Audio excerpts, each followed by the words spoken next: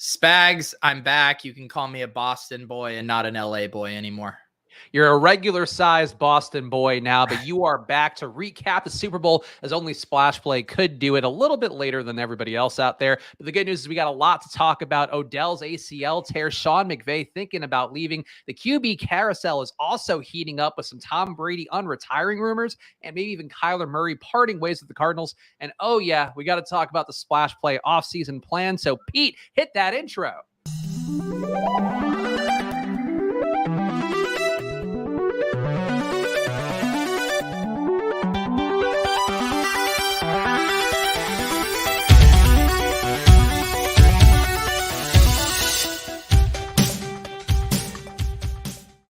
Hello, everyone, and welcome to another edition of Splash Play, the fantasy football podcast for every game under the sun. And once again, I'm Chris Spags, joined by your friend of mine, Pete Overzet. Pete, how was LA? It was good. It was very fun. It was one of those things at the end of any of those trips, you start to, get excited to get back to your more boring lifestyle, where you can get to bed on time, you can eat healthy. But I had an absolute blast. The Underdog House was super fun, and the game was good. So yeah, no complaints. Great time.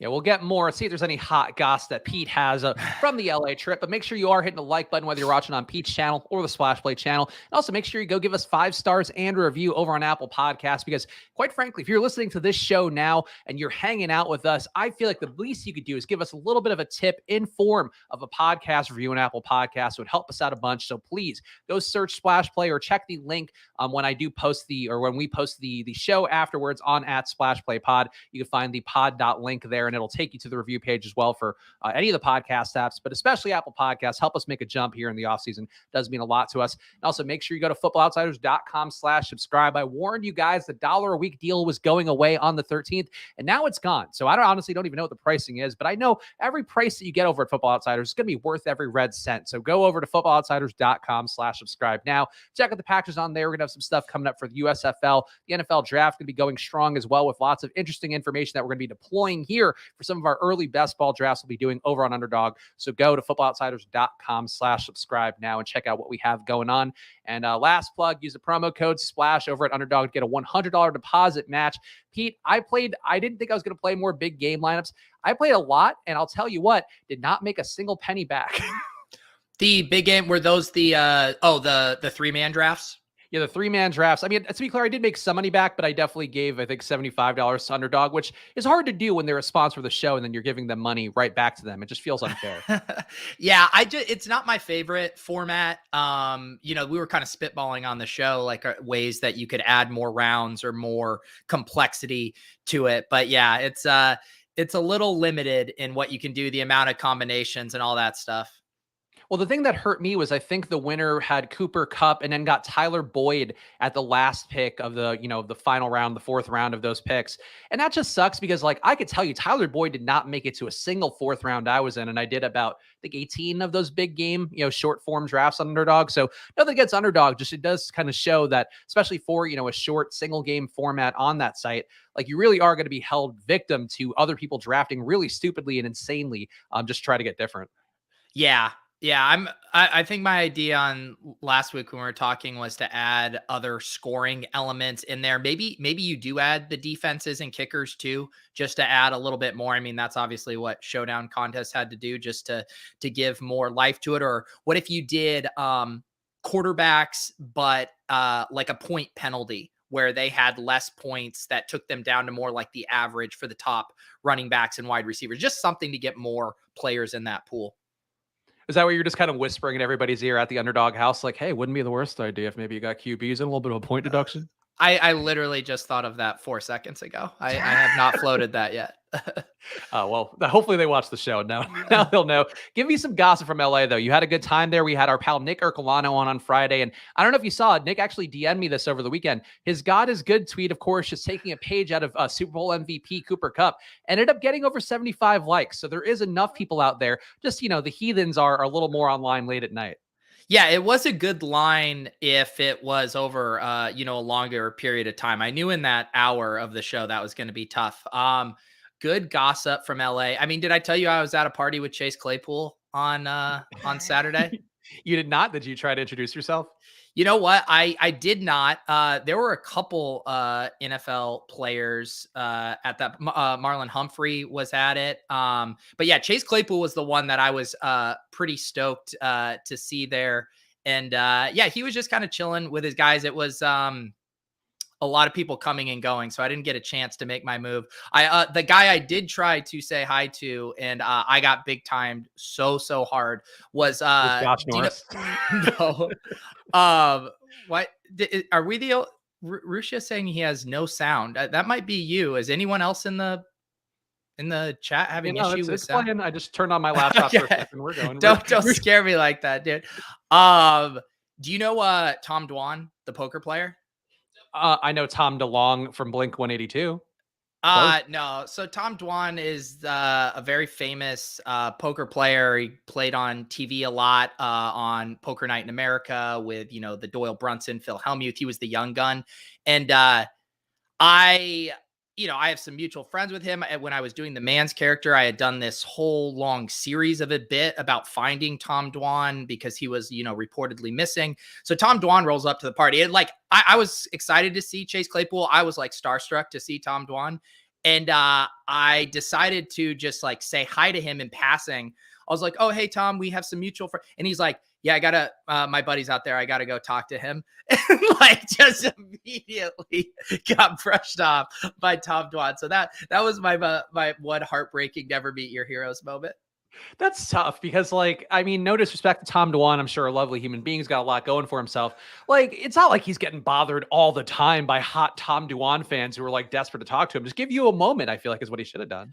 Well, and that's the thing. I would say at that party, there was probably only a couple of people who would know who Tom Dwan was. And I was one of them, and he wanted nothing to do with me. I mean, I guess you got to respect that on some level. That is the nature of fame. You never want to be bothered. That's ultimately Tom DeWan's right as a non-celebrity to choose to completely ignore you and be honestly sound like he's being kind of rude overall. Yeah, it was. I'm gonna give him a pass on this one. The other one, we went to dinner on Friday night, and Mike Vrabel sits down right next to us. He had just won Coach of the Year. He was with his buddies at the horse track.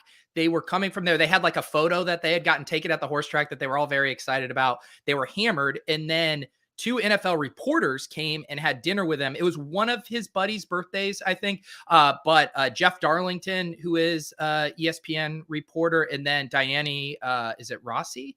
Diana Rossini, I feel like. Yeah, Diana Rossini. That was it. So they both showed up. And then I was like, okay, this is how the coaching NFL reporter sausage gets made, because they all look like they had been best friends for years. So next time you see a scoop from Darlington or Rossini about Vrabel, just know that they are chummy.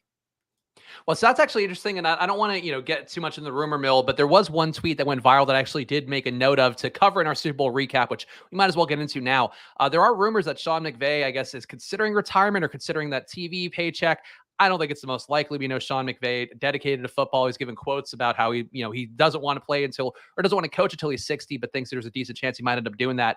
But there was an anecdote that came from Troy Mashear, who I guess is a former Washington Post guy, Washington, media guy, has been doing it for a while, saying, "My favorite Sean McVay story is that one time two reporters got in a drunken fist fight outside a chain restaurant at then Redskins training camp because McVay was hooking up with both of them and neither knew it." And Pete, actually, the rumor is, and again, I don't want to speak untoward about any female, it's tough being a female reporter, but Diana Rossini is one of the people who reportedly was one involved there, and the other was reportedly Britt McHenry. So the ladies of the Washington beat getting torn asunder by Sean McVay.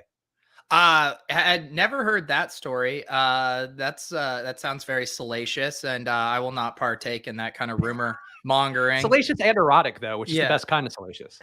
But it is funny with the McVay even kind of hinting or floating, or I don't know where that rumor started, that he would maybe step away from coaching. But then you think about it, and can you blame those guys? Sean McVay, obviously hardcore football guy, spends his entire life poring over film, trying to grind out every possible edge. It is exhausting. And then you look at him, he has this beautiful girlfriend. He lives in LA. He has access to basically anything he wants. He could live the TV commentator lifestyle easily. And it seems like a much better lifestyle to live. So like, I don't even blame these guys of getting burnt out. Maybe you take a sabbatical. Maybe if you're Sean McVay, you do like your little early retirement, live 2 years, traveling the world, doing TV, and then come back and coach. It's not like it's going anywhere. I think the part that I find the hardest to believe is that he would get Matthew Stafford and have this thing where they linked up in Cancun and he sold him on the value of asking for that trade to come into the Rams. Like, I don't think he would leave him behind, but I think like I'm with you. We've talked about, these guys getting these TV jobs. Sean Payton's rumored for some TV jobs, and he's never struck me as the most charismatic guy, certainly a great head coach. But we talked about Drew Brees, and quite frankly, Drew Brees is awful. Like, Sean McVay is handsome. Like, he's been good on Hard Knocks. He's good whenever you put a camera on him. He was good on the Ringers podcast when he did the Flying Coach one with Peter Schrager. Like, I think he's ready for it. It's just like, it's a matter of what do you value. And I feel like for any football guy, it's like always gonna be hard to value, TV over actually being out there on the grass, telling the boys how to, to not hit each other, I guess, because they don't ever practice in pads anymore. Well, I think it is one of those things where the grass is always greener on the other side. He would be sitting there in the TV booth and he would be getting incredible FOMO to not be in the locker room scheming things up. But then on the other hand, when you're dealing with all of the other, minutia that I assume you have to deal with as an NFL head coach, you're like, God, I would love to eject from this. So probably one of those things where you wish you could have the happy medium, being basically a backup quarterback. I think that's the happy medium where you're in the mix, you get to be a part of it, but there's not really much stress and you just cash those checks. Yeah, I think even the third string, like keep it one more layer so you're safe in that QB room, get to hang out with the boys, be the guy who lightens the mood perhaps while still giving sage wisdoms to the receivers and the younger QBs. Like that would really be the ideal spot. DJ a dog 3K asking in chat, and of course, who am I to turn down a dog who's a DJ? How long until we get big board best ball content from the big board? We're going to be doing big board drafts, I think, starting later this week, Pete. And I guess the separate question that we were going to cover at the end here, our offseason schedule, do we want to go to 2 days a week now? I feel like that might be logical. Yeah, I'm open to whatever. I think I told you I'm going to be gone like 10 days beginning of March. So I feel like we could go, 2 days through then I'll be away. You have a child on the way, and then we can kind of reassess when you want to scale it up. But I'm already getting excited to I want to just do a ton of best ball streams this season. I might bring back my best ball breakfast on Mondays at I was doing that at like 10 a.m. Eastern, so I'll mix that in. But yeah, I'm down for whatever. I don't think we would have trouble coming up with things to talk about, but it would also be nice to maybe give us like a 6 to 8 week break of 3 shows a week.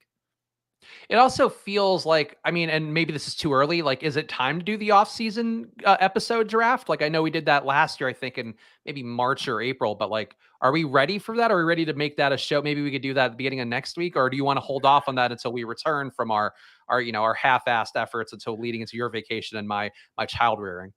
I mean, I feel like if we did do 3 episodes a week, we could have one day was drafting a big board team. One could be from our master wheel for, eccentric show bits. I think at some point we could also pick another, football adjacent show to rewatch and do or movies. I do like the idea of doing like, how did this get made of football movies? Yeah. And then the third thing we could do stuff with, we could have a regular guest, kind of like we were doing in season with our Friday shows. I don't think we would have a hard time coming up with like a guest format as well. So I don't think we're going to be starved for content if we want it. It's just whatever we're feeling. And I don't know if you guys in the chat also have any suggestions, things you'd like to see. Are you guys just draft? Do you like the movie and TV show rewatch? Do you like it when we bring on guests? Any feedback I think will be helpful for our show planning. Yeah, tweet us at Chris Spags or at Peter Overzet or at Splash Play Pod. We're seeing a bunch and actually got a good amount of tweets from people over the weekend. People who either won because of the showdown or won because of best ball and credited us with some big wins. I think we actually saw, and this is not something we do. Like, we're not put the Splash Play avatar. Like, I know that's great for a lot of my friends over at Osmo, the Roto Grinders of the world, the ETRs of the world. For us though, Pete, like, we make the jokes about the Millionaire Maker winners, but we legitimately had like, I think 3 or 4 people in the audience, I think, who won like 300K in total, which is bananas to me. Yeah, I'll pull up the screenshot here from Tigers 1211, gave a shout out to us in the Swolecast here. Took down the big gauntlet. $25 entry fee. Of course, this was the playoff best ball contest on Underdog. $200,000, a solo ship. Just an awesome win by him. And I also know Sniper here in second. That's Harbs. He's in the Discord. Fornon is a ship chasing VIP. So nice to see so many people within our circles crushing in these contests. We got tagged in some other FanDuel single game one. I think somebody won, and then some guy Nate, who I don't recall seeing. The name rang a bell, but I don't recall seeing him in the chat. But he had also tagged us in a win. So like, kudos if you are one of the people out there who won. And if you do win, feel free to tag us. Like, it's nice to see that even this show, which obviously we're doing a lot of things in jest, but certainly try to bring on the Justin Freemans of the world, the Cody Mains of the world, guys that do have that real bona fide expertise to add some value to you guys. Let us know, because I think it's always great to see that stuff. But let's dig into the actual recap of the game, Pete, where Odell Beckham, he did tear his ACL after a hot 2-catch, 52-yard start, along with a touchdown. Ben Skronek comes in, very mediocre in relief. And I just like the main story, though, of Odell tearing his ACL. I know he's not the most beloved guy. Certainly Cleveland fans, I think, have a very harried relationship with him that's not going to get better after he won a Super Bowl and kind of forced his way out of town there, or at least his dad did. But I feel really bad for Odell. Like, he got his contract in Bitcoin. That tanked after he got that payment in. And then now it's this, where he tears his ACL heading into his free agency. And like, he probably would have gotten himself a good payday if he kept playing like he did in the Super Bowl. And now it's like he's probably getting 1-year deals. And that's just, I think, a shitty situation for a guy, even if you don't like him that much. Yeah, I think I was maybe a little more skeptical just in season when he got traded to the Rams. And I think it was fair for there to be kind of uncertainty about where he was at as a player, and wondering, had he lost a step, or was he just mentally checked out with the Browns? And I think it did obviously prove to be the latter, because he looked explosive. He looked as sharp as we had seen him, back in his prime, with the Giants early on in his career. So I was kind of wrong on how much he would, kind of return to form. And it is a good lesson too, because there's been the studies in the past as well about teams or players changing teams, wide receivers, their production normally goes down. We've had a few of those anomalies in the past with guys like DeAndre Hopkins and Stephon Diggs changing teams and then having elite seasons. We saw Amari Cooper trade teams from the Raiders to the Cowboys midseason, and he didn't really lose a step. And I think Odell is kind of the next one in there. And there is a theme across those wide receivers. Like, they're very elite talents who can kind of fit in to whatever scheme. So yeah, I think it's a bummer to see his season end like that, just because he had returned to form, and he is, when he's on his game, one of the best receivers in the NFL. So yeah, I hope he's able to come back from that in some capacity. And DJ Richard in the chat saying that he hopes that the Rams bring Odell back. Like, I think that probably gets a little more reasonable here, where he can rehab, be a part of the team, and then come in and be the wide receiver 3, assuming they keep the same configuration of Woods, Kupp, and also keeping Van Jefferson, who one of 2 Rams who have had a baby, I think, over the Super Bowl weekend. His wife went into labor during the game. So kudos to Van Jefferson, a fellow spring father here. Me and Van Jefferson, very similar men. Cooper Kupp ends up MVP with 8 catches for 92 yards and 2 touchdowns. Matthew Stafford, a rare non-QB MVP with 3 touchdowns, 2 interceptions, probably heard him there. But Pete, this talks about what I think in the first show we did talk about Super Bowl props shopping around the DraftKings Sportsbook. At that point, Cooper Kupp was, I think, plus 660. He ended up closer to plus 550 to win the MVP. There were a lot of pathways for minus money Matthew Stafford to not end up the MVP, and 2 interceptions, I guess, is enough to do it. And Cooper Kupp, I feel like this was also an award, just kind of give him a nod as like being really singularly fantastic in a way I don't think any receiver has been, besides maybe Randy Moss or Jerry Rice.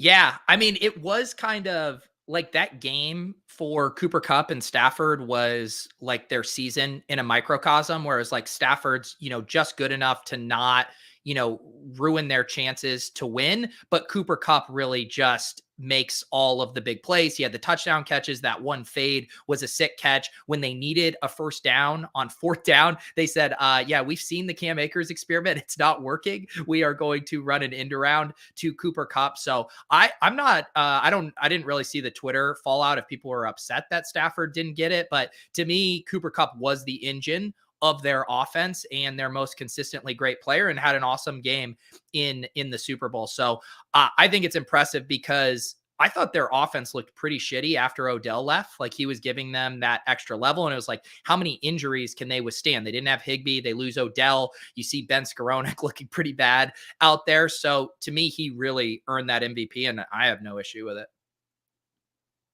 Yeah, Kendall Blanton also hurt his shoulder, which led to a little bit of a bump for Bryson Hopkins, as some people in the chat are talking about. I guess another bank there for somebody over the Super Bowl weekend. But still, I would say that's something that, people upset Donald didn't get it. A tougher defensive line player to get there, especially when you do have Cooper Kupp going for 2 touchdowns. He didn't break the receiving props or anything, but still had a more than a good enough day. I'm pretty comfortable with Cooper Kupp as the MVP, and also pretty comfortable with like Matthew Stafford. Like he seemed perfectly happy not having the MVP and just winning the Super Bowl and getting that monkey off his back after years kind of languishing in Detroit. Sorry to our Lions fans, friends out there. But I think that's something where it was the right choice, ended up the right way. And Aaron Donald, certainly a freak of nature on his own right. You mentioned the backfields. Both of them were pretty mediocre. Joe Mixon went for 15 carries for 72 yards, along with 5 catches for 1 yard total, which is not the most helpful. Cam Akers led the Rams backfield, 13 carries for 21 yards, 3 catches for 14 yards. And I think, Pete, like the running games here just kind of summed up what the Super Bowl was, where it was fun because it was competitive. It was fun because a decent halftime show that really did appeal to people that I think are older than we all want to admit to. But I feel like the running game really just like both teams relied on the running game so much, relied on those checkdowns with Joe Mixon. And it just ended up being a complete, I don't know, like lackluster effort that will probably get covered up by the fact that it was just fun to have Super Bowl. And it was the highest rated Super Bowl, I think, in the last 5 years too.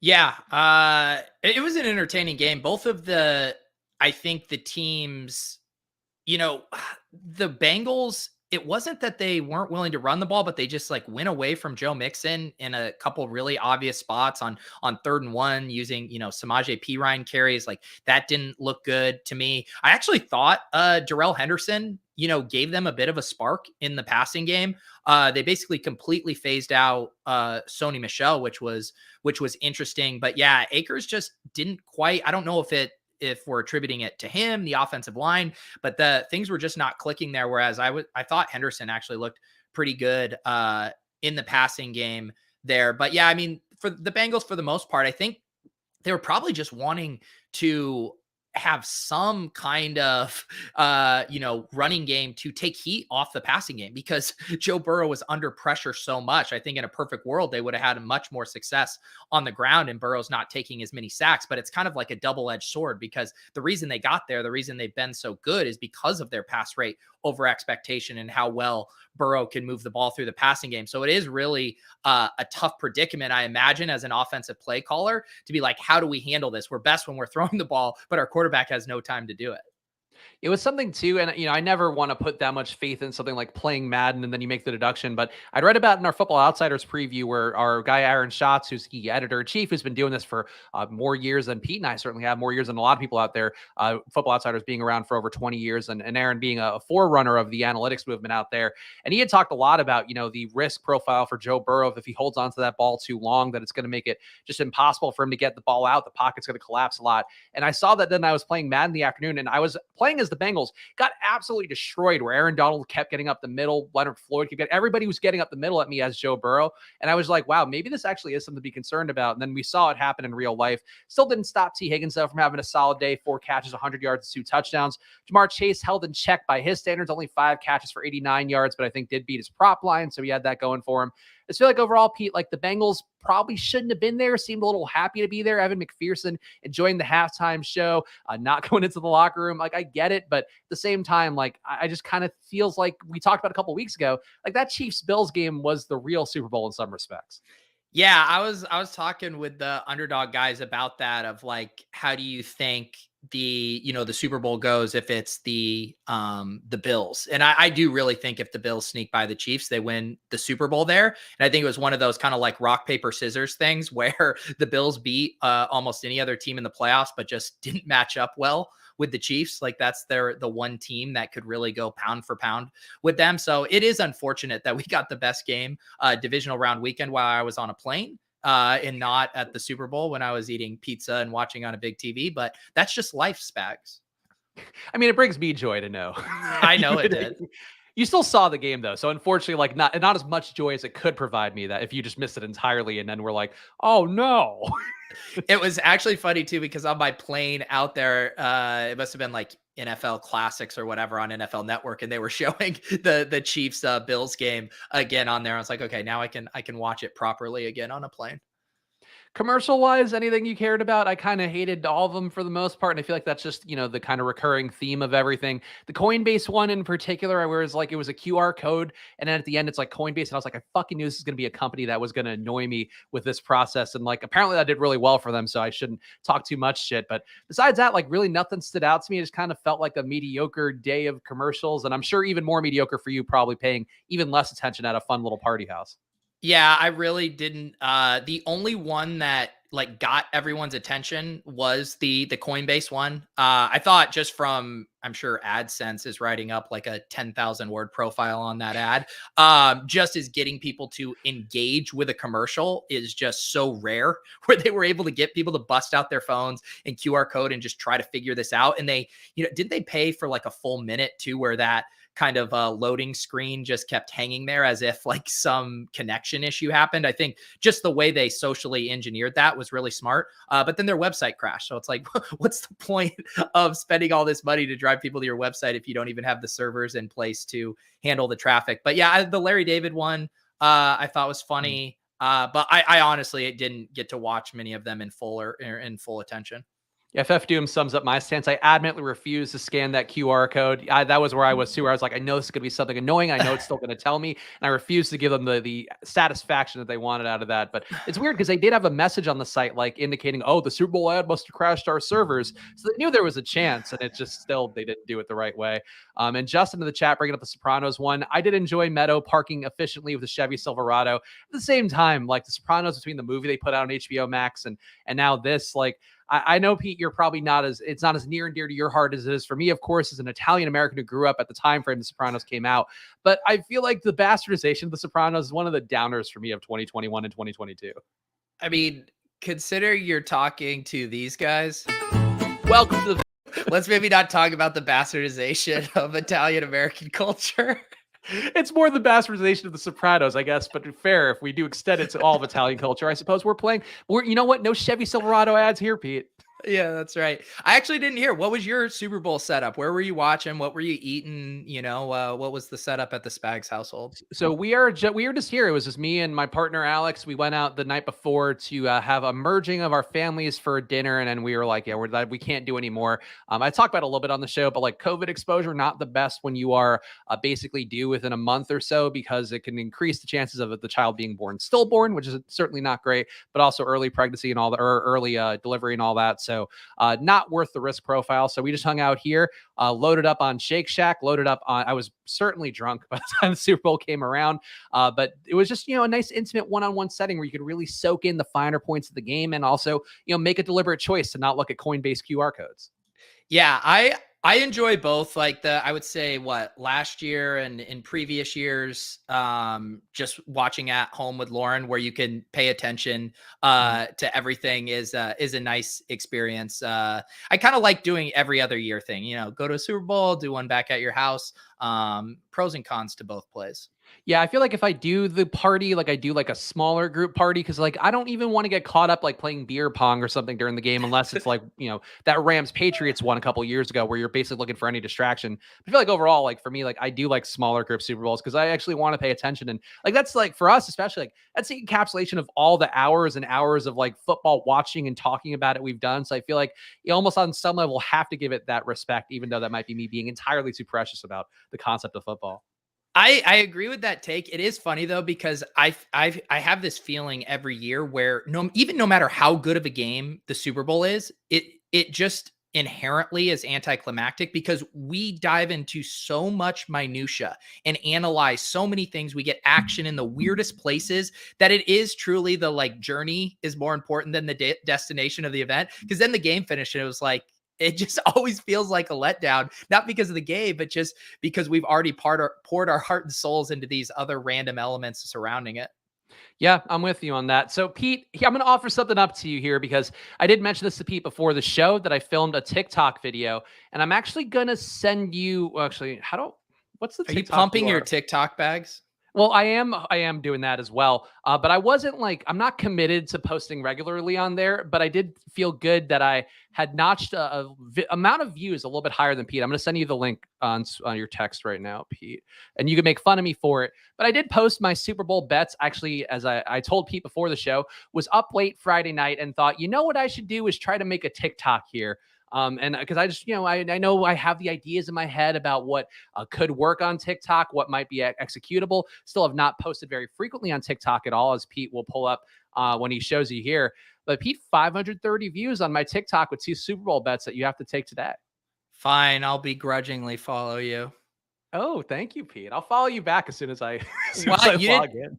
Wow, and Splash Play doesn't even make the bio. I mean, this is bad. I didn't, again, it's a new page. You want a shot to make some money this week? Sorry, what were you saying? You'll note that I use the trending sound too. I mean, I'll let you in the process, Pete, because, again, 530 views. I feel like some people, maybe even an LA TikTok boy, would be looking to get those kind of views. I am not trying to get TikTok views, Spags, but let's give this the what was the show you were on the other day? Cheddar, yeah, we'll give it the cheddar treatment. Okay. This weekend betting on the Super Bowl, and you need to try these 2 bets that the math says are the best bets this weekend. So you got to use the math. The first bet up is the fun one. Matthew Stafford over 2.5 passing touchdowns. The way that I like to bet is compare the odds I can get versus odds of some of the top sports books in the world. Now, the best sports books in the world think that Matthew Stafford gets over 2.5 passing touchdowns at plus 143 odds. That means that when you strip their cutout, they think this bet wins about 39.4% of the time. So because I got plus 170 odds over at Fox Bet, that means that my bet's got a higher value than the best sports books in the world would give it. This bet will win you 6.4% more when it wins compared to the amount of money it's going to lose you when it loses. That's why on a mathematical level, Matthew Stafford over 2.5 passing touchdowns is a good bet. And if you want to make it easy for yourself, he's probably just going to throw 3 touchdowns to Cooper Kupp anyway. The other bet's a bit less fun unless you're into Bengals backup running backs. Samaje Perine under 5.5 rushing yards might be almost as good a bet as that Matthew Stafford one. The best sports books in the world have this as minus 175 odds. Which means they expect this bet to win 61% of the time. Too. So because I got this bet at minus 138, that means the bet has a 5.2% expected value to me. So there's 2 bets that the math backs out. But leave me your bets down in the comments. And also make sure to subscribe to encourage me to do more of this pulling back the curtain on the sports books. So to be clear, that did not convert to followers, but 530 views with no actual followers on there, and I didn't promote it on any other channels. These 2 bets, pretty good math says. Well, you got 4 comments as well, which is a good ratio. I appreciate you not even indulging in talking out loud, and instead just leaving me troll comments on TikTok. But I'll follow you back as the original TikTok influencer now that I've taken that crown from you. Hey, I think collectively in the chat, say it with me right now after watching that. Good shit, Spags. DJ Richard, see, not even doing the meme saying, damn, Spags, that was solid. And then, oh, there we go. GM Shorty stuff saying, getting math advice from a guy who can't even wrangle in his weed guy seems suspicious. I did wrangle him eventually, fellas. That's why the content is taking probably a turn downwards, honestly. I still, that's going to be one of our off-season show ideas, is figuring out who your weed guy is. I think I already told you. You just didn't pay attention. I like it better when I don't know. Point being, though, I do think that, thank you for the post in the chats there. Good shit, Spags, indeed. Look, I just want to be a TikTok star, Pete, and I want to do it the right way with solid mathematical, really well-rooted betting advice. I could see it. I legitimately think that kind of content, Sal does a lot of that kind of DFS related content on his TikTok. If you stick with it, you will be the next great sports betting Twitter account. I know it.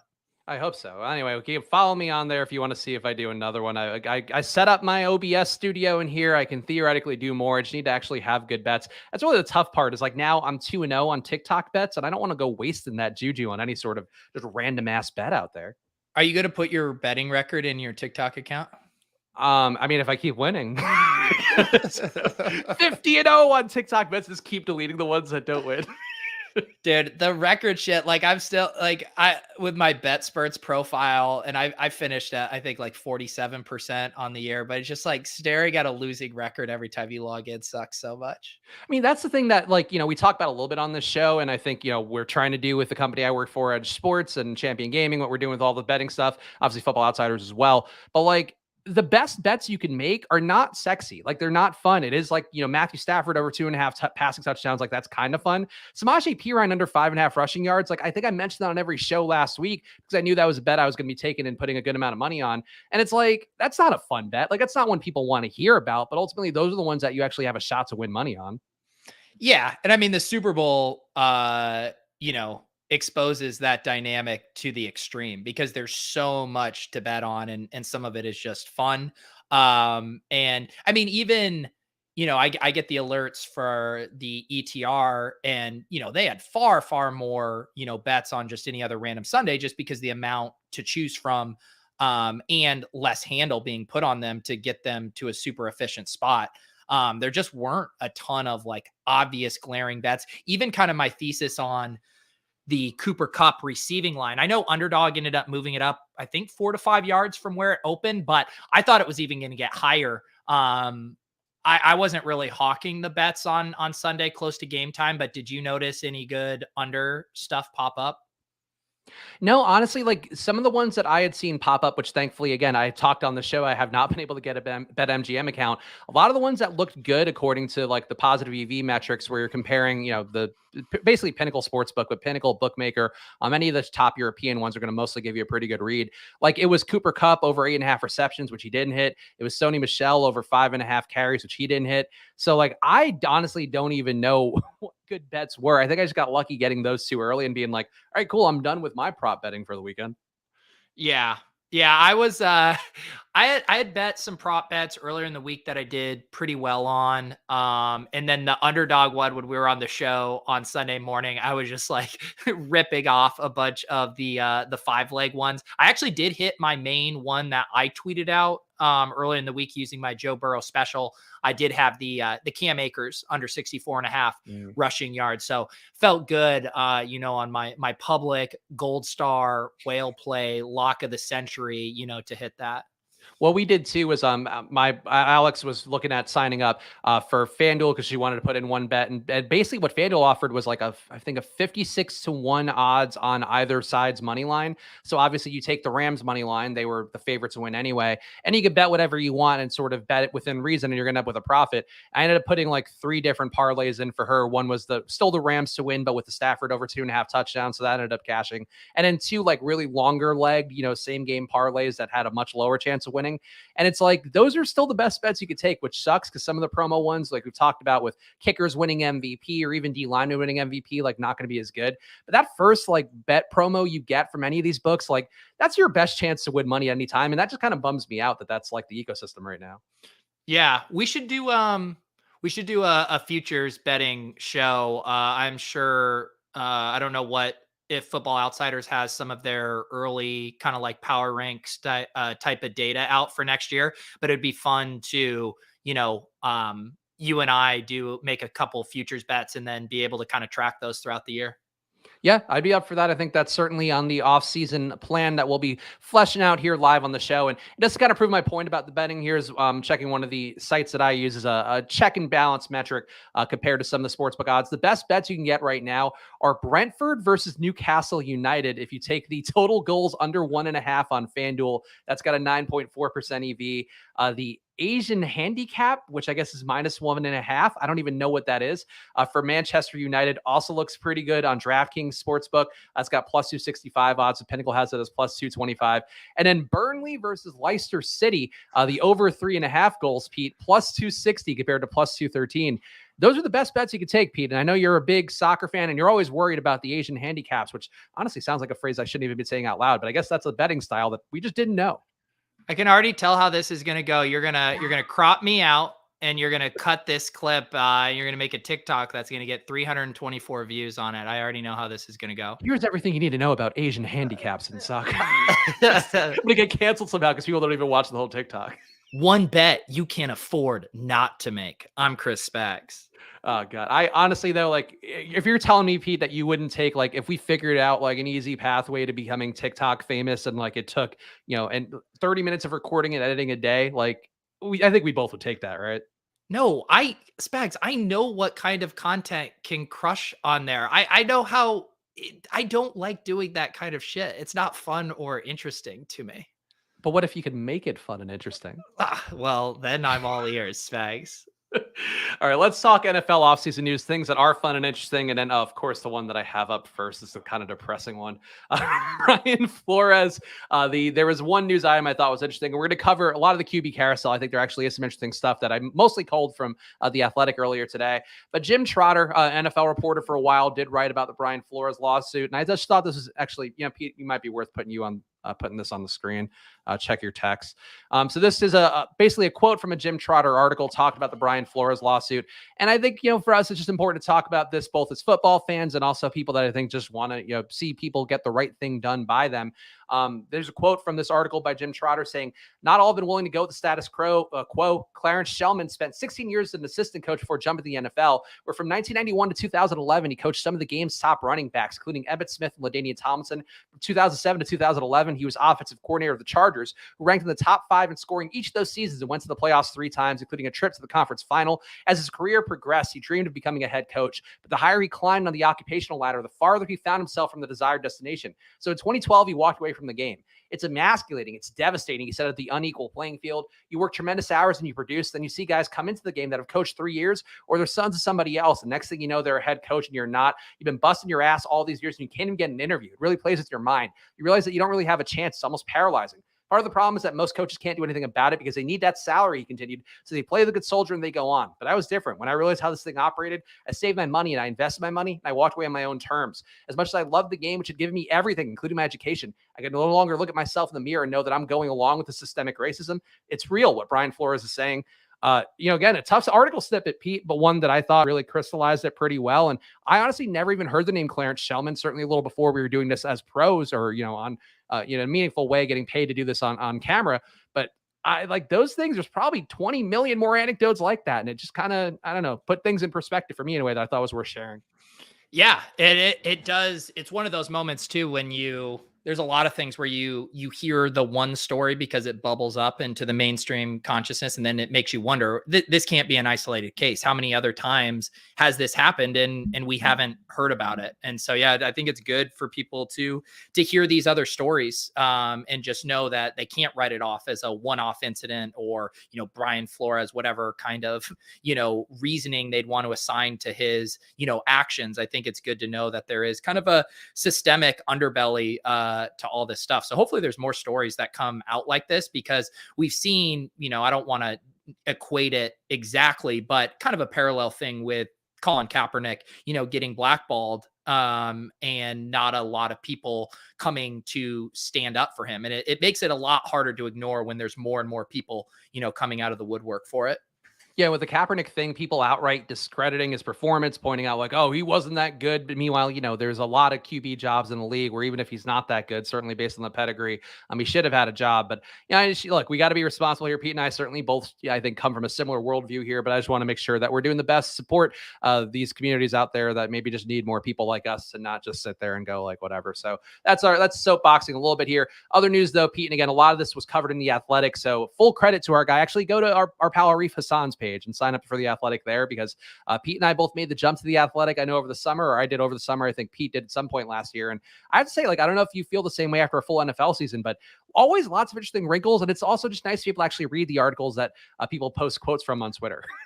Yeah, I enjoy. I had a while ago. It was like 2 years ago as a bit. It was on ship chasing that I've never read more than the lead on The Athletic, and it was where I'd get all my nuggets passed along from Karain.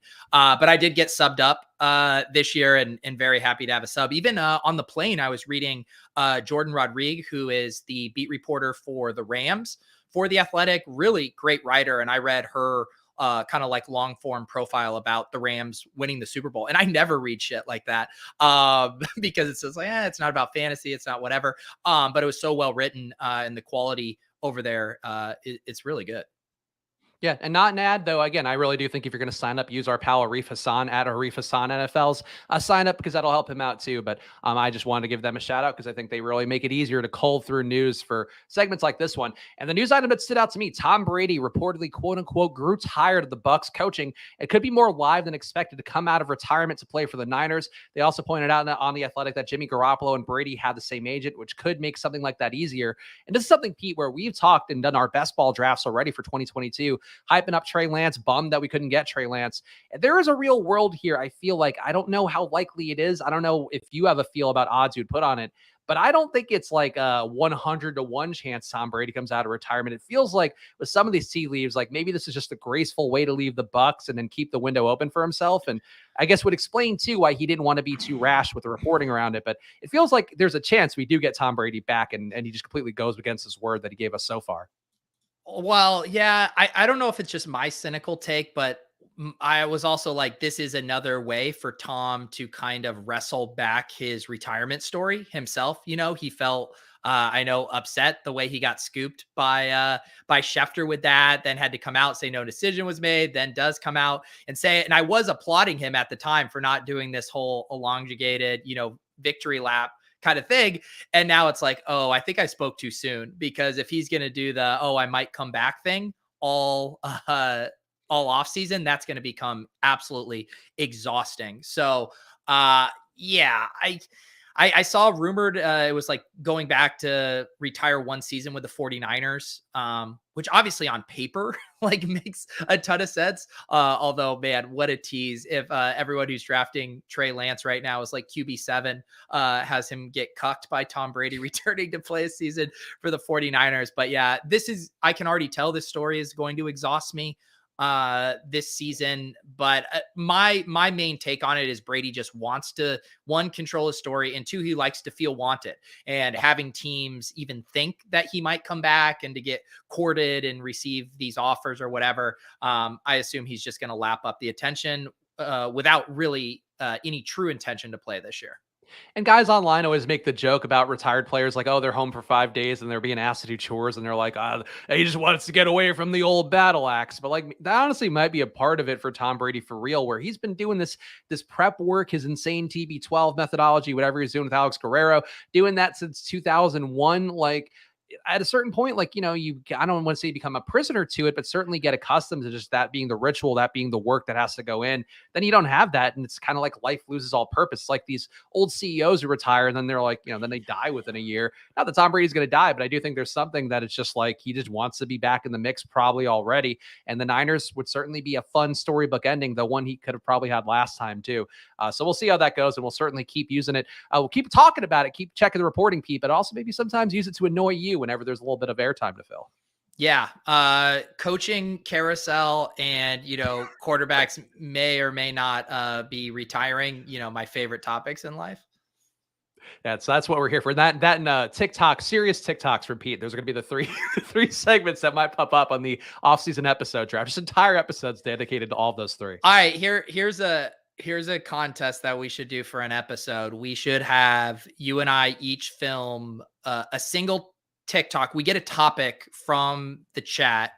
It has to be, vaguely topical. It can't be about like the 1987 Super Bowl.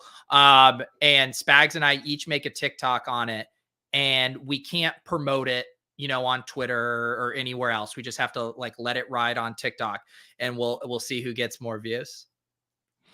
I'm into it. I mean, I feel like I really have now watched enough TikToks and YouTube shorts that I feel like I could do this. I think the issue is really like where at what level does our pride kick in, and our shame or lack thereof? Because I think for a competition, I wouldn't feel it, but I would feel even posting that one, like that was a perfectly competent TikTok. And I just felt like naked having it out there with like, just people are going to see it and go like, this guy, huh? Actually, I can't believe I even forgot this. Do you want me to really break your heart, Spags? What? It's a known thing that the TikTok algorithm boosts the views in your first video. I've posted ones before. They just were personal use ones. I deleted them for this one. You did? Yeah, I had 3 videos on there. They were just like my dogs and my girlfriend. Yeah. All right. Maybe the TikTok algorithm though still treats it as your first upload. So I just keep deleting the video. Just delete it. Yeah. I mean, you'll never be able to. I've actually seen a few Instagram people that have that strategy where they basically have like no posts. Like they do a ton of stories. But if you go to their page, there's like one post and they'll have 400,000 followers. You're like, how did you get this many? But I don't know. They like keeping a tight profile. Yeah, look, I don't want to claim that I figured out TikTok perfectly, but I think I at least know how to capture the video and put it on the app. And I think that was really a big win for me as somebody in my mid-30s. Other news in the QB carousel, the Packers have indicated they'll be willing to make Aaron Rodgers the highest paid QB in terms of yearly average, probably not the overall contract value. Normally, this is another Athletic article. Normally, a team wouldn't want to cut bait on their 2020 first rounder, Jordan Love. This is a unique situation. Obviously, Aaron Rodgers won 2 straight MVPs, a bit of a different one, Pete, but it does seem like maybe some things going against Aaron Rodgers leaving town. The GM has supposedly kind of reached out the olive branch, their new GM, who they transitioned to last year. And it feels like the Denver Broncos being a home for Aaron Rodgers, I think it's getting less likely, at least based on the leaks that the Athletic is probably reporting off of. Yeah, it's weird too, because don't they have some big salary cap issues, right? Is it pretty impossible for them to retain both Rodgers and Adams, or are there ways they can make that work? I think there always are ways. It's just a matter of like, how much are they hemorrhaging the future? How much are they hemorrhaging other positions? But like, I think the Athletic didn't make it seem like it was onerous, at least in their articles. Yeah. I mean, I always in general think like the most likely outcome is those guys staying. But it does seem weird. Like the relationship between Rodgers and the front office has been strained for so long that it's like, it's not like they just won the Super Bowl, right? And then it's like, all right, that cleans up all, issues because you won the Super Bowl. To me, it seems like that whatever was, lingering there would still be there, and Rodgers would want a fresh change of scenery. I was even just thinking about it too, of like all the places to live. Like, doesn't Aaron Rodgers seem like a guy that would love to live somewhere sunny in a major market? Like, it just seems like the dude wants out of Green Bay, but maybe stuff like being able to continue to play with Devontae Adams and whatever kind of relationships behind the scenes he's smoothed over with the Packers, maybe that trumps everything. Yeah, I think that might be where I'm going. And it's also like, there isn't the 2 LA teams, like you're not going to displace Justin Herbert or Matthew Stafford now. Maybe if the Rams completely shit the bed this year, maybe there was a pathway there. So if he's not going to be in LA, then you're talking the Bay Area. Maybe if the Niners stuff doesn't work out with Tom Brady, they kick those tires one more time. But I think just for me, just reading that article, like the Athletic really wrote it up as though they were confident and Rodgers taking a pretty highly paid deal from them. And, again, if you have real reporters covering this stuff and we're just kind of reading the tea leaves, I think that's something where to me, it says a lot about what that relationship's going to be moving forward. This one's interesting. The Kyler Murray one. Chris Mortensen reported that there were quote unquote odd vibes between Kyler Murray and the Cardinals. The organization described him as, again, quote here, self-centered, immature, and a finger pointer. He feels frustrated with the franchise and was embarrassed by the playoff loss to the Rams, thinks he's being framed as a scapegoat. And then, Pete, we talked about this last week, but apparently the possibility of the MLB seems higher than expected, and I certainly expected here. And a lot of NFL scouts have always thought that he could go to the MLB if the NFL were just too hard for him or he was taking too many hits. And then Cliff Kingsbury is reportedly self-scouting is the way that it was phrased, potential replacement. So I guess he's diving in deep in case Kyler does go away. I still think I would err on the side of Kyler comes back and they kind of smooth this out. But really the Athletic write-up of this one made it sound like Kyler's being a brat, and is something, and this has kind of been a thing that's been known behind the scenes, a guy who's won at every level. Now he's not winning. Times maybe getting too tough for him, and maybe some James Harden parallels with Brooklyn, Pete. But I feel like it wouldn't surprise me now if Kyler Murray were gone, both from, the Cardinals and maybe the NFL overall. Yeah, I think it would surprise me. To me, this just seems like a temporary temper tantrum he's kind of throwing. I definitely understand why he was upset how the season ended. I mean, compared to how they looked, the first 6 weeks of the season. I mean, talk about getting your hopes up. Like, people were probably whispering in his ear, "Hey, you're an MVP candidate after 6 games. The Cardinals are a Super Bowl candidate here." So I can see how he'd be frustrated coming out of there. And I also think it's fair to be a little frustrated with Kingsbury. I think a lot of times kind of his play calling, how he deployed his personnel was not optimal. So I understand the frustration there, but to me, it just seems more like, hey, I'm going to get this off my chest. I'm a public figure, so I'll air some of this dirty laundry out to kind of prove my point, almost Rodgers-esque. But I just can't see him leaving this situation. And I do think the Cardinals still have a lot going for them, where it's not like you have to blow everything up, right? I mean, once you have Kyler, like, they're just a couple pieces away, a couple different tweaks to their offensive philosophy. And I think they can get back to where they were. So I fully expect him to be back. I think things would have to really go south for him to quit the NFL. Yeah, I think there's, look, I agree overall with your takes. I think it's going to be tough to do that. Maybe if the MLB lockout results in a change to rookie contracts and then you get paid, close to what international players get paid coming in, maybe that's something that would maybe get it to be more appealing, just not to take the hits and to be able to coast and get a big contract somewhere. But it's interesting to me that there was enough reporting around this and enough, them building a case, and whether it was actual scouts talking or the Cardinals just pointing out things that they knew was said about Kyler, it doesn't seem like a great relationship. So maybe a guy is a little more live for a trade, or maybe even live to go to a different sport. We'll find out, and it'll be an interesting part of the offseason for sure. And the least interesting one, Pete, I say for the end, the Colts would seemingly like to move on from Carson Wentz. Shocker, but it may be more logical rather, just cut his pay and keep him. And they're unlikely to move him unless they can get a really good upgrade for cheap. That seems like it'd be difficult to do. But Carson Wentz, Pete, I feel like got to be pretty low on your radar of offseason moves. And I guess if you had to give it odds, is it higher than 50-50 that he's going to be the Colts QB, or do you think that he might be going somewhere else? Yeah, it seems like the Colts are going to treat, Carson Wentz like the guy that has, or a girl that has a boyfriend or a girlfriend and they leave for high school or for college. And they're like, yeah, like I can fall back on this if I need to. But if I get to college and I see someone who's better, I'm going to be willing to quickly move on. So, yeah, I think they're fine to keep Wentz in their back pocket. But he's the kind of quintessential bridge quarterback where they're not necessarily looking to build around him for their kind of franchise quarterback. So I think they're going to keep their eyes out. I wouldn't be surprised. What pick do they have in the draft this year? Let's see, NFL draft order. It can't be that high because they still had a decent record, even though they didn't make the playoffs. Let's see, they are 16th. Actually, nope. You know what? They were 16th, and their pick goes to the Eagles because of Carson Wentz. So they do not have a first rounder. It looks like. So that's going to be tough. And this is, I don't know. Maybe it goes in their favor because this quarterback class isn't near as hyped up as the previous one. So maybe there's some more kind of value quarterbacks in the second and third round this year. We'll have to dig into that a bit later. I'll give a quick plug to The Ringer has their first mock draft out. Danny Kelly is behind it. And like the UI, I should just pull it up here on their draft guide is so sick. It was like, normally I just do not get excited about mock drafts, but this one is legitimately fun to navigate. And you can also like query by just quarterbacks, just wide receivers. I'll pull it up here just to show you. But yeah, I was looking at it and like the only kind of quarterbacks at the top are Malik Willis and Pickett right now. So I don't think the Colts will have one of there, but it's cool. So if like you're looking at their, 1 through 25, but I just want to see, okay, what running backs projected for, okay, we just got Breece Hall here. They got him going to the Dolphins. We can go look at pass catchers here. Garrett Wilson, Treylon Burks, and he has fun comps for these guys. Drake London, shades of slim Mike Evans / Dennis Rodman, where he's projected to go a little right up. It's just a fun mock draft. That is fun. And honestly, I'm going to say a little frustrating because I had similar ideas for our Football Outsiders boards that we're going to be doing.